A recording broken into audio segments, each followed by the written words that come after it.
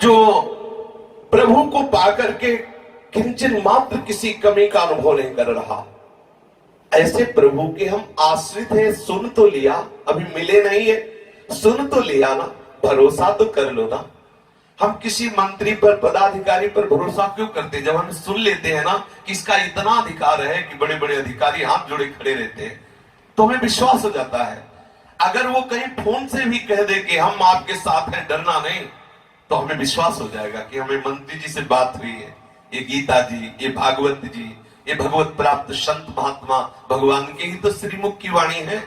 वो बोल रहे हैं ना कि आप निश्चिंत निर्भय हो जाओगे प्रभु की शरण में। आपने यदि प्रभु का आश्रय ले लिया, अनंत शक्तियां प्रभु की आपके समीप है, आपको डरने की जरूरत नहीं, आपको चिंता करने की जरूरत नहीं, आपको शोक करने की जरूरत नहीं। अरे एक पलक झपकते ही अनंत ब्रह्मांडों की रचना कर देने वाला मेरा प्रीतम है।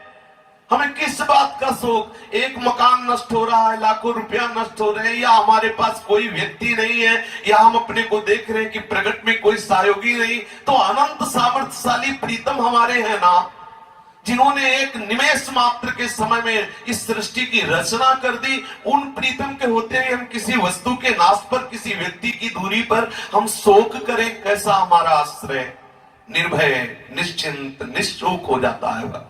कोई संशय नहीं रहता, कोई उसके हृदय में चिंता नहीं रहती। प्रभु के आश्रित है, विश्वास करो।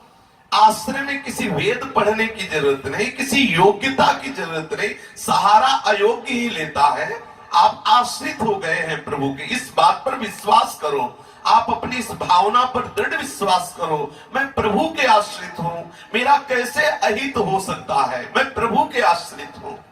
जो शास्त्र है, संत जन है, इस बात के साक्षी है, गवाही है कि जिसने कहीं झूठे से भी प्रभु का आश्रय ले लिया, उसका कभी अमंगल नहीं हुआ।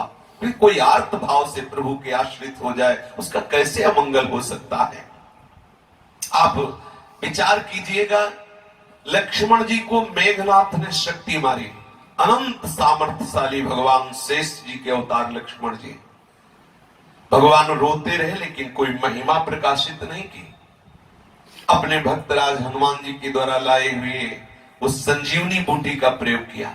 लेकिन वही जब आश्रित विभीषण पर रावण उससे भी भयंकर शक्ति का प्रहार करता है, भयंकर शक्ति का संधान करता है, तो तुरंत विभीषण पाछे मेला, सन्मुख राम सयो सोई सेला। ये आश्रित जनों को प्यार। भ्राता है श्री लक्ष्मण जी महाराज, भगवान शेष के, और कितना प्यार करते हैं प्रभु से लक्ष्मण जी। बलिहारी है। कभी कभी जब किसी प्रसंग में चिंतन चला जाता है तो हृदय विदीर्ण होता है। इतना प्यार प्रभु को दुलार करते हैं, सैया पर शयन कराते हैं, वनवास के समय चरण चापते हैं, जब प्रभु सो जाते हैं ये महापुरुष वीरासन में बैठकर रात भर जगते हैं। फिर प्रातः से इनकी दिनचर्या प्रभु की सेवा की प्रारंभ। 14 वर्ष तक कभी एक पलक नहीं झपक लगी श्री लक्ष्मण जी महाराज की। 14 वर्ष तक कितना प्यार है प्रभु के चरणारविंद में। लेकिन ये भ्राता है ना, प्रभु ने शक्ति के विषय में कोई महिमा नहीं दिखाई। लेकिन विभीषण आश्रित है ना, तुरंत विभीषण पाछे मेला, सन्मुख राम सयो सोई सेला। भगवान ने भागवतिक शक्ति के द्वारा उसको नष्ट नहीं किया, अपनी छाती में सीधे प्रहार सहा कि मैं अपने आश्रित जनों का प्रहार भागवतिक शक्ति से नष्ट नहीं करता, स्वयं सामने आकर उसे सह जाता हूं। प्यार देखो, प्रभु का प्यार देखो। ये लीलाएं प्रभु ने इसीलिए की कि हम उनके प्यार को समझ पाए। वे अपने जनों पर कितना प्यार करते हैं, कितना दुलार करते हैं। जो इस बात को समझ जाता है कि मेरे प्रभु हैं, मेरे समीप हैं, हम पर बहुत कृपा कर रहे हैं, पूर्ण निर्भर है, वो मुक्ति का भी निरादर कर देता है। नहीं चाहिए मुझे ऐसे प्रभु से विलग होकर इनमें लीन होना, मैं दूर से इनको देखता रहूं, इनकी सेवा करता रहूं, आठों पहर इनकी कृपा दृष्टि में बीनता रहूं। मुझे नहीं चाहिए मोक्ष, नहीं चाहिए कल्याण। वो इस बात को भूल जाता है कि प्रभु से विलग भी कोई सुख है। आहा, प्रभु का नाम स्मरण करते हुए, प्रभु का रूप ध्यान करते हुए, प्रभु की लीला गायन करते हुए, प्रभु के चरणों की समीपता सेवा कर, इससे भी बढ़कर कोई सुख है? आग लगे ऐसे सुख में। इसीलिए हिताचार्य चरण कहते विभेद कैवल्यता, मुझे भय लगता है मोक्ष से। जो मेरी प्यारी जू के चरणों से अलग कर दे, मुझे नहीं चाहिए ऐसा मोक्ष।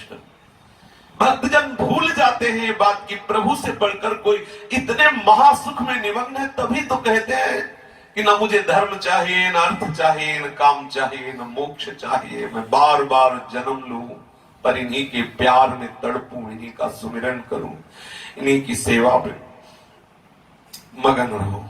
इससे बढ़कर कोई सुख सच्ची मानिए कोई सुख नहीं है। ये जितने भी महान सुख अखंडानंद आदि है, ब्रह्मानंद आदि है, ये प्रभु के प्यार के आगे कुछ नहीं है। जैसे जैसे आपको प्रभु से प्यार होने लगेगा, आप जान नहीं पाएंगे, प्यार में सहज वैराग्य होता है, सहज वैराग्य। देखो, एक संसारी व्यक्ति जब किसी से प्यार करता है तो बलिहारी शुरू हो जाती है, परिवार से प्यार छूट जाना, यहां तक कि शरीर से, प्राणों से भी प्यार छूट जाना। जिससे प्यार किया है उसकी मुझे प्राप्ति करनी, उसकी समीपता चाहिए। कहीं अविनाशी चिदानंद प्यार समुद्र प्रभु से प्यार हो जाए फिर क्या दशा होगी। एकमात्र प्रभु, केवल प्रभु, अन्य उसके हृदय में रहता ही नहीं। गोस्वामी तुलसीदास जी कहते, बने तो रघुबर ते बने, बिगड़े तो भरपूर, तुलसी और अंते बने ताबन में धूल। ये है निर्भरा भक्ति। अगर बनती है तो मेरे प्यार प्राण प्यारे प्रभु की राजी में बने, अगर इनसे बिलक किसी से बनती है तो आग लगे धूल पड़े ऐसे बनने पे मुझे नहीं चाहिए, मुझे बिगड़ापन ही होना अच्छा है। मेरा कोई भी कार्य, कोई भी परमार्थ या व्यवहार किसी और से बने तो आग लगे, ऐसे परमार्थ और व्यवहार पे बने तो इनसे बने। ये है प्यार, हृदय का प्यार। इसी में प्रभु अधीन हो जाते हैं। देखो, जब इतना आश्रित है ना गोस्वामी जी, तो वाराणसी में तुलसी घाट में गोस्वामी जी रामचरितमानस की जो अद्भुत मूर्तिमती प्रियालाल की रसमयी ग्रंथ है, मतलब अर्थात सियाराम जी का रसमयी ग्रंथ है रामचरितमानस। संपूर्ण शास्त्रों का मूर्तिमान स्वरूप रामचरितमानस है। कोई किसी ईर्ष्या आदि के कारण भले ही ऐसा न समझ पावे, एक एक चौपाई गूढ़ रस से भरी हुई है। श्री गोस्वामी जी की रामचरितमानस की सूत्रों को सुनकर के वाराणसी के विद्वानों को जलन हुई कि तो समस्त वेदों का गूढ़ रहस्य प्रकाशित कर दिया। अगर इनका ग्रंथ प्रकाशित हो जाएगा तो कौन वेदों की तरफ देखेगा, क्योंकि इतने जटिल, इतने संस्कृत आदि से सरल भाषा में उन्होंने वेदों का रहस्य और भगवत प्रेम भक्ति का प्रकाश किया। तो ऐसा करे रामचरितमानस को ही चुरा कर गंगा जी में फेंक दिया जाए। ऐसा हुआ। गोस्वामी जी महाराज जब रात्रि में भगवत चिंतन करते हुए विश्राम किए तो चोरों को भेजा गया कि आप जाकर वो रामचरितमानस की जो लिखी हुई है ग्रंथ उसे गंगा जी में प्रवाहित कर दे, फेंक दे। रहेगी ही नहीं तो फिर कोई झंझट ही नहीं रहेगी। नहीं, अगर ये प्रकाशित हो गई तो वेदों का महत्व कम हो जाएगा कि कौन वेदों को पढ़ेगा जो इतनी सरल भाषा में वेदों का सार प्रकाशित कर दिया। ऐसा ही हुआ। कुछ चोर लोग रात्रि में गए तो देखा एक दरवाजे पर गौर श्याम नौ किशोर धनुष बाण ताने हुए खड़े हैं। तो सोचा शायद इस दरवाजे पर गोस्वामी जी के कोई अंगरक्षक होंगे, खड़े होंगे। दूसरे पर फिर गए, गोस्वामी जी तो शयन कर रहे हैं लेकिन उनके आराध्य देव धनुष बाण लिए खड़े। आप जरा विचार कीजिए, वो जिस दरवाजे पर गए वहां देखा भगवान श्री राम और लक्ष्मण सारंग धनुष बिल्कुल बाण लिए खड़े हैं। कांप गए, भयभीत हो गए, भाग गए। फिर जब उन्होंने लोगों को बताया तो गोस्वामी जी को जब सुनने को मिला तो आनंद में डूब गए। कैसे अपने दास शयन कर रहा और स्वामी रक्षा में खड़े हैं। उमा राम स्वभाव जी जाना ताई भजन तरी भाव। जो प्रभु के स्वभाव को जान, दास सिंहासन पे बैठे हैं उग्रसेन जी और भगवान छड़ी लिए हुए नीचे खड़े हैं। सोचो, अनंत ब्रह्मांडों के स्वामी हाथ जोड़े खड़े और अपने दास उग्रसेन जी को सिंहासन पर विराजमान किए। कैसी अद्भुत प्यार की रीति है। इनके दास बैठे हैं रथी की जगह, आप सरकार उनकी पादुका के समीप सारथी बने बैठे हैं। ऐसा है कोई स्वामी? ऐसा स्वभाव कहीं सुना गया है स्वामी का? अपने दास की ऐसी दासता करते हुए स्वामी को कहीं देखा गया है? कोई अर्थ दे सकता है, सेवक दे सकता है, व्यवस्था दे सकता है, लेकिन स्वयं अपने प्यार करने वालों के प्रति इतना नीचे उतरकर लंगोटी धो देना, उनके चरण चाप दे। विश्वास करो, ये बार बार इसीलिए करें, इस बात पर विश्वास करो, प्रभु के लिए मीरा जी में और आप में कोई अंतर नहीं है। प्रभु के लिए नरसिंह मेहता में और आप में कोई अंतर नहीं है। अंतर आपके समर्पण में, इसलिए आपको ऐसा अनुभव आ रहा है, इसलिए आपको लग रहा है अरे वो तो माधवदास बाबा थे, प्रभु मेरे से ऐसा कैसे प्यार कर सकते हैं, वो तो कर्माबाई थी। ऐसा नहीं, प्रभु वैसे ही आपसे प्यार कर रहे हैं। प्रभु के हृदय में कोई पक्षपात नहीं है। आप ये बात अनुभव करने के लिए प्रभु के आश्रित हो जाओ तो आपको दिखाई देने लगेगा प्रभु आपको कितना दुलार करते हैं। अगर हेतु सहित प्यार करने वाले होते तो प्रश्न उठ सकता था, लेकिन प्रभु जब सुहृदम सर्वभूतानां, समस्त भूत प्राणियों के समस्त जो प्राणी जन है उनके अहेतुकी मित्र है, तो कैसे हम हेतु को लगा सकते हैं कि वो तो अमुक थे इसलिए प्रभु ऐसा प्यार करते थे। नहीं, वो अमुक ये बात समझे इसलिए उनको अनुभव में आ रहा है। वो क्या प्रभु हमें भी वैसे ही प्यार कर रहे हैं, हम समझ नहीं पा रहे, हम किसी व्यक्ति को देख रहे हैं, हम कहीं अपने प्रभाव को देख रहे हैं, हम प्रभु को नहीं देख रहे हैं। अगर हम प्रभु को देखें तो हमारा प्यार प्रभु से ही प्राप्त हो रहा है, हमारा दुलार प्रभु से ही हो रहा है, विविध नाम रूपों में प्रभु ही कर रहे हैं, केवल अज्ञान के कारण हम नहीं जान पा रहे हैं। जो प्रभु को अपना सुहृद मानकर, अपना प्रीतम मानकर पूर्ण निर्भर हो जाता है प्रभु के चरणारविंद में, तो उसके हृदय में सकामता का नाश हो जाता है। पर प्रारंभ में सकामता रहती है। 3 प्रकार की गीता जी में भी सकामता का वर्णन किया है, चौथे भक्त को पूर्णता का वर्णन किया है। पहली सकामता होती है कि मैं प्रभु से अर्थ चाहता हूं, मुझे अर्थ की अव्यवस्था है, अर्थार्थी, मुझे धन संपत्ति आदि अर्थ चाहिए।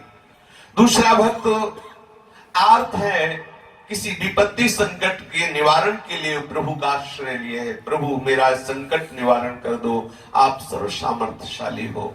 तीसरा भक्त है जो जिज्ञासु है, प्रभु से प्रभु को जानना चाहता है, क्या है जगत का जो प्रपंच, क्या है मेरा स्वरूप, क्या है आपका स्वरूप, वो जानना चाहता है, इसलिए जिज्ञासु।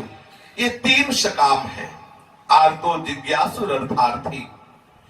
इनमें जो अर्थ की सिद्धि के लिए, धन के लिए, जन के लिए, मान के लिए, यश के लिए, भोग के लिए, स्वर्ग आदि की प्राप्ति के लिए प्रभु को भजता है, वो जो प्रारब्धवश किसी संकट में पड़ गया है उस संकट से निपटने के लिए भजता है, वो जो सत्संग से अंदर जिज्ञासा जग गई है कि प्रभु कौन है, मैं कौन हूं, ये जानने के लिए प्रभु को भजता है।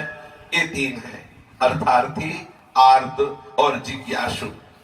तीनों भक्त सकाम भक्तों की श्रेणी में हैं।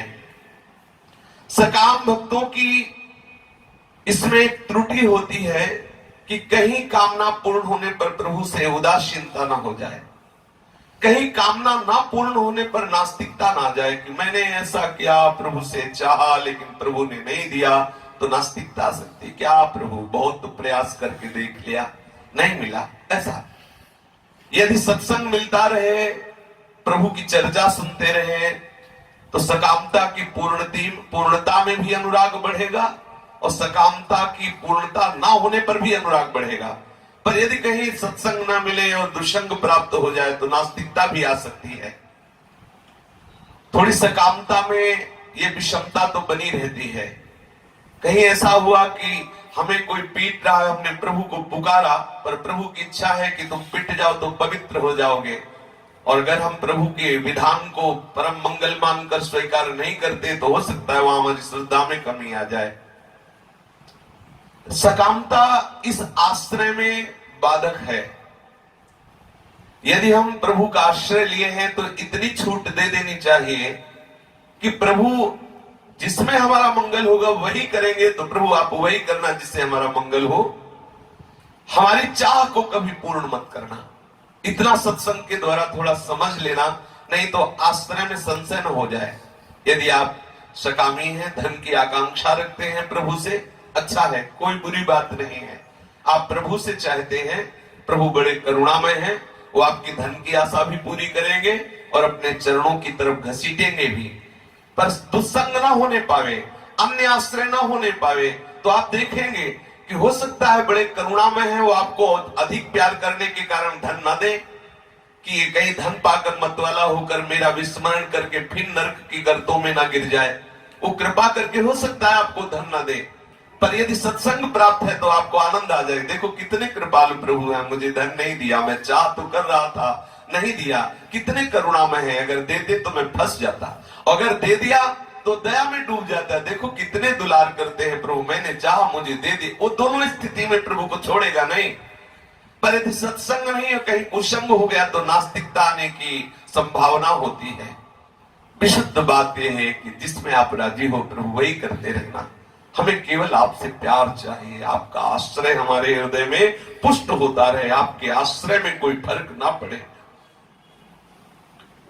प्रभु के इस मार्ग में चलने के लिए निर्भरता की आवश्यकता है। सकामता इस निर्भरता में बहुत बाधा डाल सकती है। पक्का समझ लीजिए, प्रभु जो चाहेंगे उसी में आपका मंगल होगा, विश्वास कर लीजिए। यदि आपकी चाही वस्तु मिलती है तो बहुत दुलार कर रहे हैं, आपकी भक्ति में बाधा नहीं पड़ेगी। नहीं मिल रही तो निश्चित आपको बाधा पहुंचाने वाली थी, इसलिए अतिशय दुलार करके प्रभु ने नहीं दिया। इतना विश्वास कर लेना, चाहे वो वस्तु हो, चाहे वो परिस्थिति हो, कोई भी चाह हो। हम चाहते हमारा शरीर स्वस्थ हो जाए, हम खूब सेवा भजन पाठ करें, और नहीं स्वस्थ हो रहा तो हमें अश्रद्धा करने की जरूरत नहीं। शरीर स्वस्थ होने पर जो बात हमारी बिगड़नी थी वो प्रभु ने बचा लिया। तुम सोच रहे हो कि शरीर स्वस्थ हो जाता तो भजन करेंगे, अगर शरीर स्वस्थ हो जाता और भोगों में व्यभिचार में फंस जाते तो प्रभु देख रहे हैं कि तुम्हारे शरीर को अस्वस्थ रहना ही ठीक है, क्योंकि तुम अस्वस्थ होकर केवल मेरा आश्रय लोगे तो आप प्रसन्न रहिए, आपको अस्वस्थता में ही प्रभु की प्राप्ति हो जाएगी। बिल्कुल हमें किसी तरह भी कोई ऐसी शर्त नहीं रखनी, कोई ऐसी मांग अपनी हट करके नहीं रखनी। हमारा स्वभाव मांगने का है, सकामी है, करो, पर हट मत करो। जैसे हमारा परम मंगल होगा, हमारे प्रीतम सर्वज्ञ हैं वही करेंगे, ये विश्वास कर लो। इसी में निर्भरा भक्ति का प्रादुर्भाव हो जाएगा। यदि सकामता की आप हट कर लेंगे तो इस निर्भरा भक्ति के जो आनंद की अनुभूति होनी चाहिए उससे आप वंचित हो सकते हैं, बहुत समय नष्ट हो सकता है। निर्भरता जितनी बढ़ती चली जाए उतना ही आपके हृदय में भागवतिक शक्तियों का जो प्रकाश है होने लगेगा। निर्भय हो जाना, निश्चिंत हो जाना, किसी भी तरह के द्वंद्व में चुभित ना होना, कोई भी भोग सामग्री नजदीक आने पर उसका क्षोभ ना होना, भोगने की इच्छा न होना, आदि आदि जितने सब भागवतिक सद्गुण हैं वो सब आने लगेंगे। आपकी निर्भरता बढ़ती चली जाए। जो मनुष्य कुछ चाहता है उसे अभाव का अनुभव होता है, उस अभाव की पूर्ति किसी वस्तु से होगी, इसको बस सत्य मान लेता है, पर यह नहीं जानता कि वस्तु के अभाव की कमी नहीं हमारे हृदय में, हमारे हृदय में उस वस्तु से आनंद प्राप्ति की कमी है। और हम जिसके आश्रित हुए वो आनंद समुद्र बिना वस्तु के भी आनंद में डुबो देगा। ये थोड़ा समझने का विषय। हम किसी भी वस्तु, परिस्थिति, व्यक्ति आदि से जो चाह करते हैं कि ये वस्तु मिल जाए, ये व्यक्ति मिल जाए, ये परिस्थिति मिल जाए, उसका मूल होता है आनंद। ये वस्तु मिल जाएगी तो हम आनंदित हो जाएंगे, इतना धन होगा तो आनंदित हो जाएंगे, ऐसा मकान मिलेगा तो आनंदित हो जाएंगे। आनंदित तो चाहते हो ना, तो बिना किसी वस्तु के भी आनंद सिंधु आपको महाआनंद दे देंगे। तो वस्तु के प्रपंच में काहे फंस रहे हो? आप हट क्यों कर रहे हो कि ये वस्तु मिले ही तभी हम आनंदित होंगे, ये परिस्थिति मिले ही तभी हम आनंदित। बहुत सुलझ ले, बहुत सुंदर बात है। इस वस्तु, परिस्थिति से, व्यक्ति से मुझे आनंद मिलेगा, इसीलिए मैं आसक्त हूं, इसीलिए मैं सकामता धारण करता हूं। तो आप समझो, जिस वस्तु, व्यक्ति में आप आनंद की खोज कर रहे हो, अगर आनंद अनुभव भी किसी को भूल से भी होता है तो उस आनंद सिंधु के अंश से वो प्रकट हुई, इसीलिए अनुभव होता है। तो जब आनंद समुद्र के आश्रित हो, वो वस्तु नहीं दे रहे तो जरूरी थोड़ी कि उसी वस्तु से ही आनंद मिलता, वो उस बिना वस्तु के भी आपको आनंद में डुबो देंगे। आप विश्वास करो, हमारे प्रीतम आनंद समुद्र हैं। प्रीतम के आनंद समुद्र होने पर दृढ़ विश्वास करो, किसी वस्तु, व्यक्ति, स्थान से जो आनंद की अनुभूति होती है वो भ्रमात्मक है, वो सत्य नहीं है। और ये सत्य सच्चिदानंद है। इन्हें कहा गया है सच्चिदानंद, सच्चिदानंद स्वरूप है। बिना वस्तु के, बिना व्यक्ति के, बिना स्थान के भी वो आपको महाआनंद में डुबो देंगे। अगर मांग रखते ही है तो इतनी छूट रखिए कि वो पूर्ण करे तो बढ़िया, ना पूर्ण करे तो बहुत बढ़िया, क्योंकि अब हमारे आनंद में घाटा होने वाला नहीं है। इसके बाद जो प्रेमी भक्त जन है, उनके हृदय में इन लौकिक वस्तुओं की चाह रहती ही नहीं, वो केवल चाहते हैं प्रभु से मिलना। हमारे हृदय में प्रभु का स्मरण चलता रहे, हमारे नेत्रों में प्रभु बसे रहे, यही मिलन सबसे श्रेष्ठ मिलन है। ये जो कुछ क्षण के लिए साक्षात्कार हुआ फिर अंतर ध्यान हो गए, प्रेमी जन इसका विशेष आदर नहीं करते। प्रेमी जन आदर करते हैं कि नयनों में तुम बसे रहो काजल की तरह, और हृदय में प्रति श्वास प्रश्वास में सहज स्मृति बसी रहे। ये बहुत सुंदर भागवती की स्थिति है। प्रभु पर निर्भर होते ही प्रभु का चिंतन प्रारंभ हो जाता है, प्रभु का नाम स्मरण। नाम स्मरण किसी भी स्थिति में ना छूटे, ये बात तुम्हें पकड़नी है बहुत जोर से, बहुत जोर से। और ये जैसे जैसे हम प्रभु पर भरोसा करके आश्रित होते जाएंगे, वैसे वैसे ये नाम स्थिति चलने लगेगी। बड़े बड़े महाभागवत पुरुष हुए हैं भक्तों में, जैसे श्री कबीरदास जी, श्री नानक जी महाराज, श्री तुकाराम जी, रामदास जी, ज्ञानदेव जी, सोपान देव जी, मीरा जी, तुलसीदास जी, सूरदास जी, नंददास जी, चरणदास जी, दादू दयाल जी, सुंदरदास जी, सहजोबाई जी, दयाबाई जी, सखूबाई जी, आदि आदि। वृंदावन के नित्य विहार रस में डूबे हुए रसिक महापुरुष सबने अनुभव किया है कि आश्रित होकर नाम जपना। दो बातें हैं, भगवत आश्रित। गोस्वामी जी ने तो बिल्कुल सरलता से इस बात को कह दिया।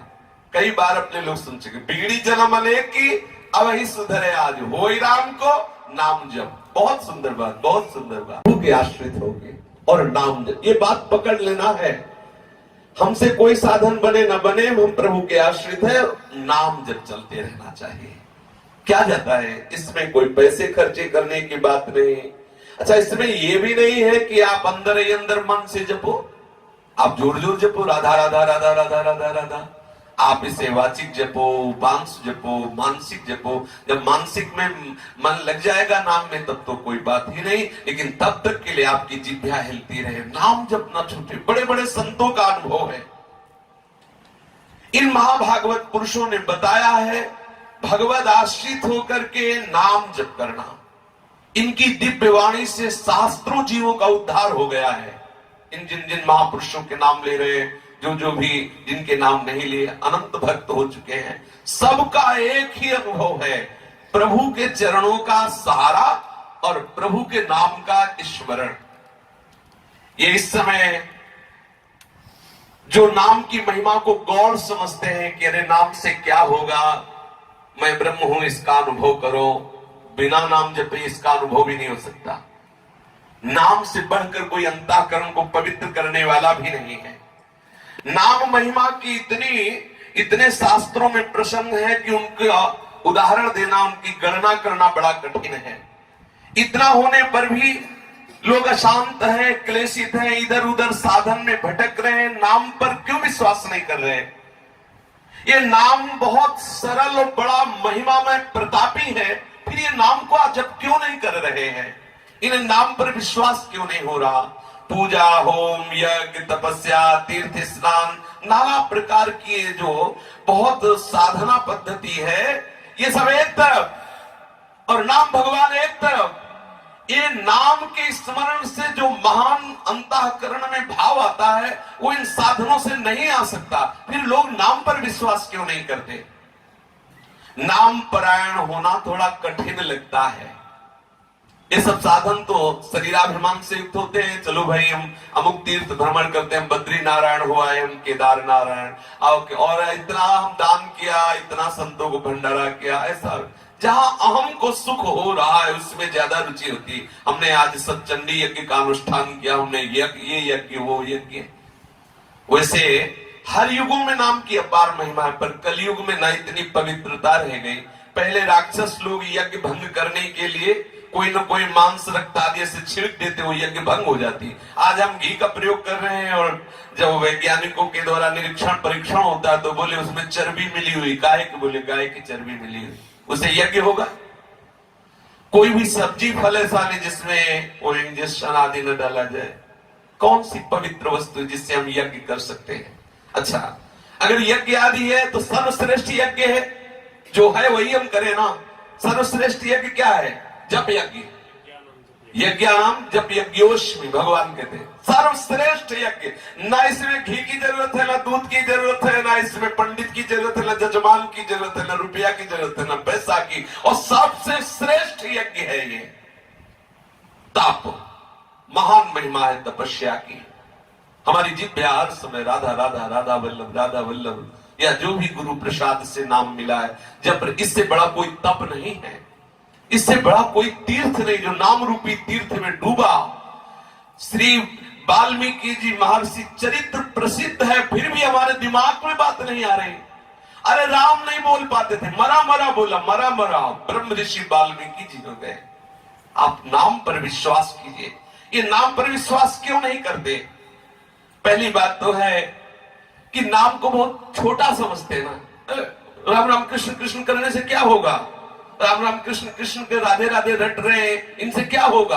अरे हाँ भाई, पृथ्वी की परिक्रमा की, नर्मदा की परिक्रमा, इनमें दिखाई देता है कि कितना तप किया। 3.5 साल से नर्मदा जी की परिक्रमा कर रहे, गंगा जी की परिक्रमा कर रहे, तीर्थ भ्रमण कर, ये सब बाहरी क्रिया है, देह भाव से हो रही। नाम जब सीधे नामी से प्रेम करेगा और नाम जैसा पवित्र करेगा वैसा बाहर कोई भी साधना पवित्र करने वाली नहीं है।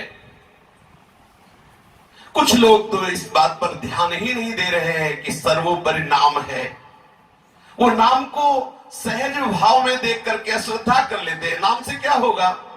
बड़े बड़े यज्ञ, बड़ी बड़ी तपस्या, बड़े से बड़ा दान, बड़े से बड़ा सत्कर्म भी इतनी सामर्थ्य नहीं रखता जितनी नाम भगवान में सामर्थ्य है। नाम को केवल शब्द मत समझो, ये शब्द मात्र नहीं है, ये साक्षात भगवान है। नाम, नाम कृष्ण नाम, राम नाम, राधा नाम, जो भी नाम आपको गुरुदेव ने दिया, साक्षात भगवान, साक्षात प्रभु है आपकी जिह्वा पे विराजमान। हरिवंश कृपा, हरिवंश कहें, बहुत कृपा हुई है तब प्रभु नाम रूप धारण करके आपकी जिह्वा में स्फुरित हो रहे हैं। इसे मामूली शब्द समझ रहे हो? कुछ लोग बड़े पंडिताई के अभिमान में होते हैं, ये वेद के सूत्र, वो वेद के सूत्र, वो लोग नाम पर श्रद्धा नहीं करते। क्या होगा नाम से?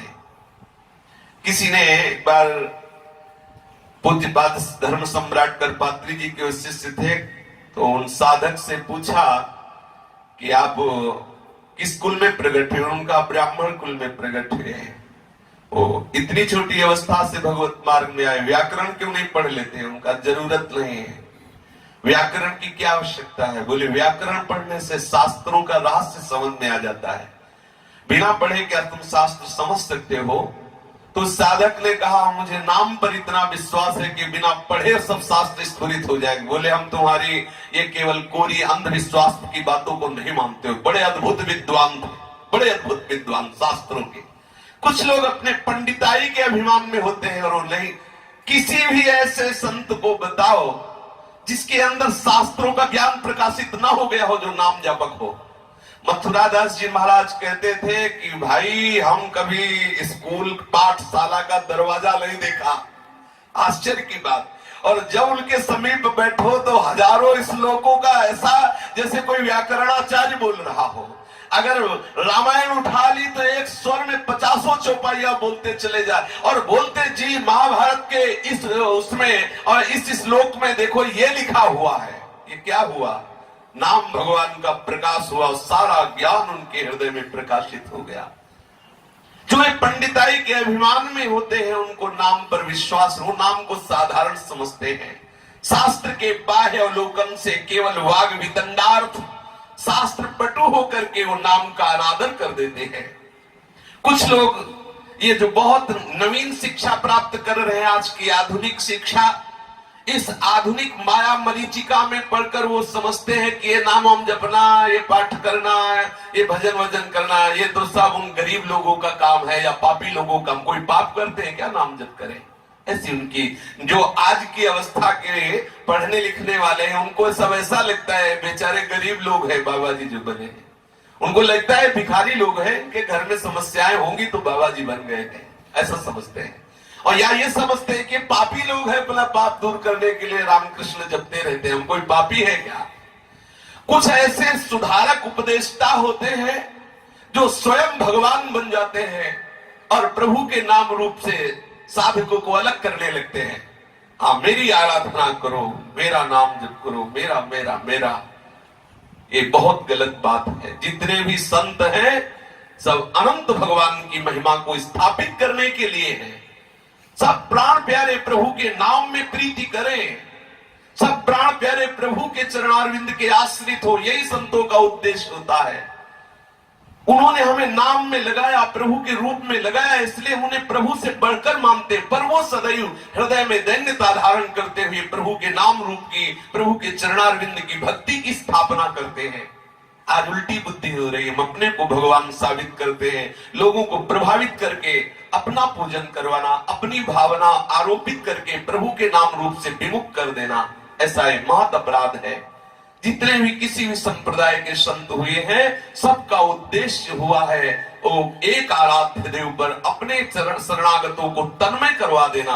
आप चाहे जिस संत को, जो बड़े बड़े महापुरुष हुए देख लीजिए, चाहे कबीरदास जी, चाहे नानक जी, चाहे जितने भी भक्त महापुरुष हुए, सबने एक स्वर में एक ही उपदेश किया है, शरीर संसार से राग का त्याग करके प्रभु से अनुराग करो, प्रभु के चरणारविंद में प्रेम करो। आचार्यों ने तो आचरण करके दिखाया है।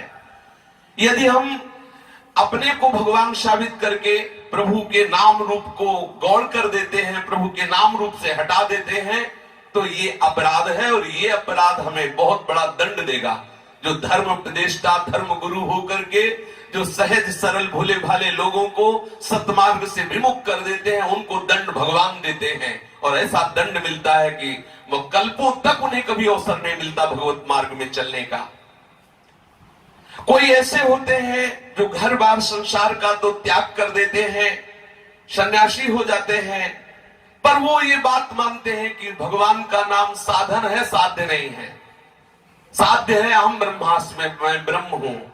पर क्या सनकादि से भी बढ़कर कोई ज्ञानी हो सकता है जो हर समय हरिशरणम हरिशरणम? क्या भगवान शंकर से भी बड़ा कोई ज्ञानी हो सकता है जो निरंतर नाम जप करते रहते? क्या श्री सुखदेव जी से भी बढ़कर कोई ज्ञानी हो सकता है जो निरंतर कृष्ण लीला में डूबे रहते हैं? ध्यान देने का विषय है, कभी हम इस भ्रम में न पड़ जाएं कि प्रभु के नाम रूप का त्याग करने के बाद भी कोई परम गति होती है।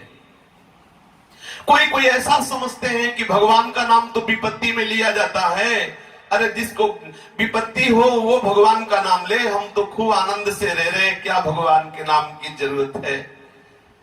आप याद रखना, ये माया है, ऐसी गर्त में खड़ा कर देगी जहां तुम्हें कोई सहारा नहीं मिलेगा, और तब तुम प्रभु को भी नहीं पुकार पाओगे यदि पहले से तुमने प्रभु का आश्रय नहीं लिया। कोई भी ऐसा मनुष्य शरीरधारी नहीं है जिसे माया के गर्त में डूबना ना पड़े। यदि प्रभु का आश्रय नहीं लिए तो बड़ी दुर्दशा होगी, निश्चित समझ लो। स्वयं प्रभु अवतरित होकर लीला करके दिखाया है कि संसार कितना विषम है, कितना क्रूर है संसार। निर्मल महात्माओं को गड़ासे से काटा गया, ऐसा क्रूर संसार है। तुम्हें कहां से फूल माला चढ़ा देगा? ये फूल माला चढ़ा रहा तो फांसी का फंदा है, समझ लेना।